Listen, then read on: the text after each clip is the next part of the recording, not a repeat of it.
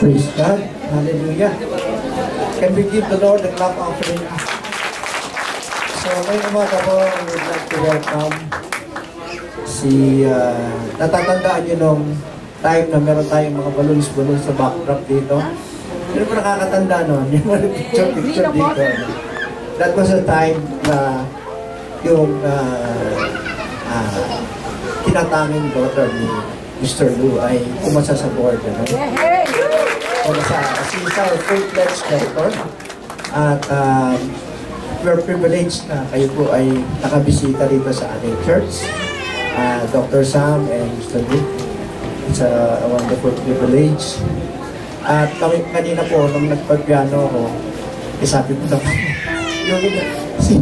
siya po yung expert ko sa piano. Siya po ay nag-recital sa country po. Sample. Russia. Sa Russia.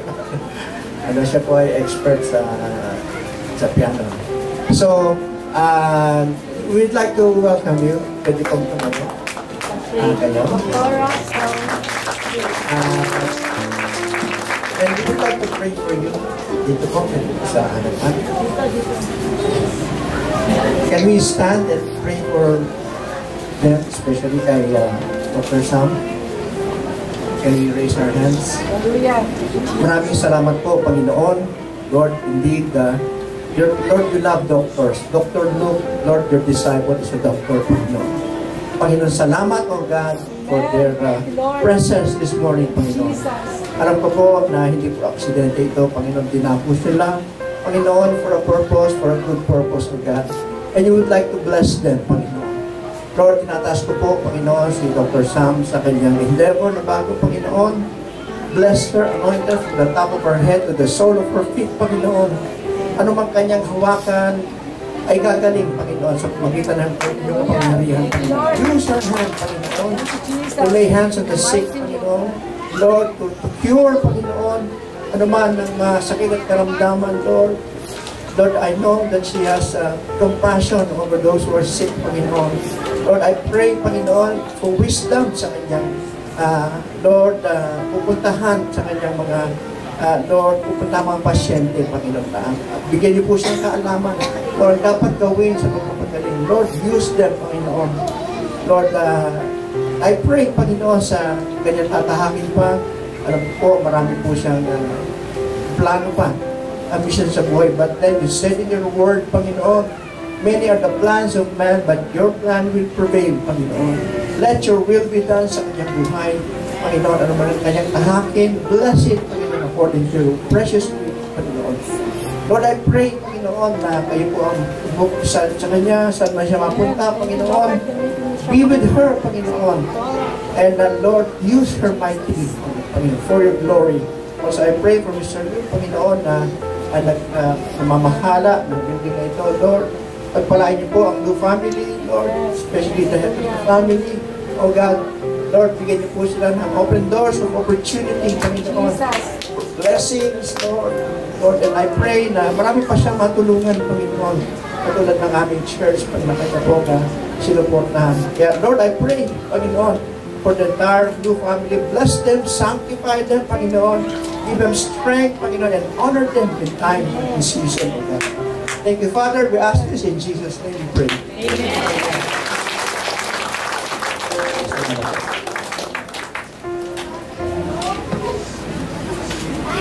Ayan, may sasabihin natin si Dr. Sam.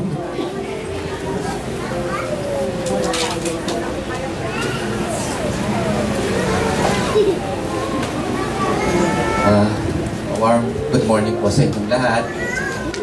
To all the JC and WCI ministry, to pastor, elders, and all the members. I'm Mr. Lou, or Romelo Lou. This is my daughter. Alam niyo, before my daughter was going to take the board, lumapit po ako kay Pastor Yosu, Abi, na ipagdasal ang daughter ko. As you know,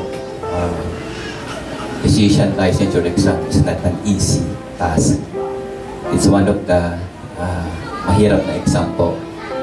So, awa po ng Diyos, that was April, and that 3 days the result was released, and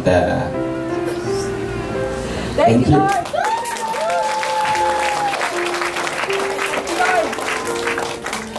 By the way po, if you allow us, we just want to share you how grateful we are. If you can, I have created a presentation. It's only 5 minutes. You will allow us to play, so you see kung ano po ang pinagdaanan ng journey to MD, and also with the help of your prayers. Ito na po ang result.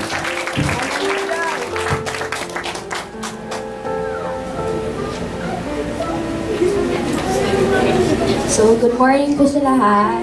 I'm Dr. Lou, or you can just call me Doc Sam. First and foremost, I'd like to thank Pastor Ati and Pastor Tess for inviting us here today. Actually, dapat last week po ata nung anniversary nyo. However, due to my busy schedule, I was unable to proceed here. To be honest, I'm not really good at public speaking kasi I get very emotional.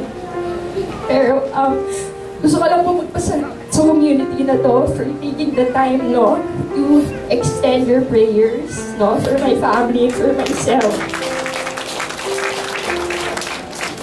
Kasi if it weren't for you, and of course if it weren't for the Lord Jesus, I wouldn't be in my position today. And with all the with all the blessings I've received, it's just not fair, but it's just out of my compassion and out of my service to the Lord. This is my way of giving back to the community and giving back to, of course, everyone, and especially those who are in need. So with that, thank you po sa inyong lahat ulit for all of your prayers. May makikita